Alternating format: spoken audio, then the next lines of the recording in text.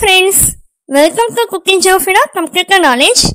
In the video நம்ம என்ன பார்க்க போறோம்னா Microsoft Excel ல இங்க வந்து மார்க் ஷீட் வந்து கிரியேட் பண்ணிருக்கேன். இப்போ இதுக்கு ஒரு ஹெட்டிங் வந்து நம்ம போடணும்.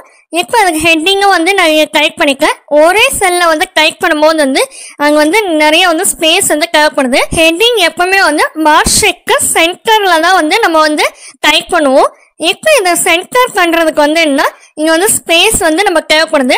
ஸோ எல்லா செல்ஸையும் வந்து மர்ஜ் பண்றதுக்கான ஷார்ட்கட் கீயை தான் இந்த வீடியோல நம்ம பார்க்க போறோம். இதுக்கு ஃபர்ஸ்ட் என்ன பண்ணோம்னா நம்ம டைப் பண்ணி வச்சிருக்க அந்த டெஸ்டோட சேர்த்து எல்லா செல்ஸ் எல்லாத்தையும் வந்து எது வரைக்கும் மர்ஜ் பண்ணுமோ அந்த செல் எல்லாத்தையும் வந்து செலக்ட் பண்ணிக்கோங்க. இது நீங்க மவுஸ்ல வந்து கிளிக் பண்ணிட்டாலும் சரி, இல்ல கீபோர்ட்ல ஷிஃப்ட் ஆரோ கீஸை யூஸ் பண்ணி நீங்க வந்து செலக்ட் பண்ணாலும் சரி, எப்படி செலக்ட் பண்ணாலும் வந்து ஃபுல்லா எல்லா செல்ஸையும் வந்து இப்போ வந்து செலக்ட் பண்ணியாச்சு.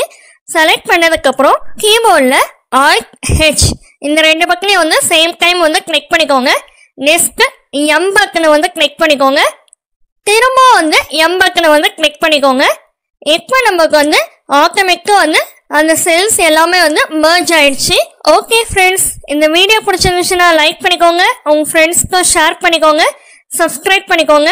தேங்க்யூ ஃபார் வாட்சிங். Have a nice day.